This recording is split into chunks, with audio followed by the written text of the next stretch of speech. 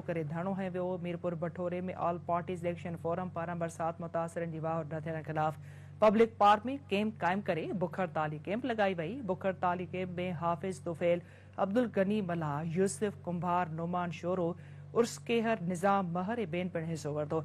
नसीराबाद में पीपी शहीद भुट्टो पारां बोड मुतासिरनि जी वाह न थियण खिलाफ़ एडवोकेट यूसुफ पतूजो, रसूल बख्श खोसो, पुनल लगारे ऐं ॿियनि जी अॻवाणीअ में 3 ॾींहं बि बुख हड़ताल कई वई।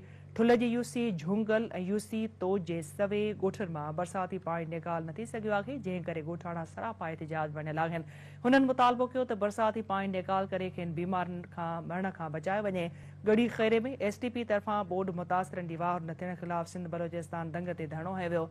लाड़काणे में बाकराणी तालके जे ॻोठ मोहम्मद खान चांडियो जे रहवासी पोहरियत तरफ़ां वाह न थियण खिलाफ़ प्रेस क्लब अॻियां एहतिजाज कयो वियो। मीरो खान में जसकम तरफ़ां जीलानी होटल खां अवामी प्रेस क्लब ताईं रैली कढी नारेबाज़ी कई वई। मुतालबो कयो वियो त बोड मुतासिरनि जी वाहर करे खेनि बुख ऐं बीमारियुनि वग़ैरह खां बचाए वञे। गढ़ी हसन में ॻोठ मोहम्मद बख्श नंदवाणी जे मुतासिरनि गुलाम हुसैन ऐं अकबर नंदवाणी जी अॻवाणी में एहतिजाजी मुज़ाहिरो करे धरणो हंयो वियो।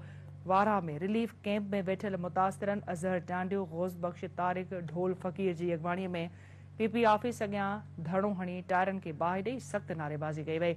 सिजावल जुणे जो भरिसां ॻोठ चांगू दीनारी जे मुतासिरनि गुलाम यासीन दीनारी, अली दोस्त, मुमताज़ अहमद दीनारी ॿियनि जी अॻवाणी में अर्ज़ी भुट्टो बीरो खान रोड ते रंडकूं विझी धरणो हंयो वियो, जंहिं सबबि ट्रैफ़िक मुअतल थी वई।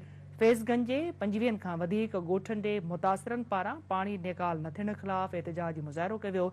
ॻोठाणनि पारां मेहराण हाईवे ते एहतिजाजी मुज़ाहिरो करे धरणो हंयो वियो।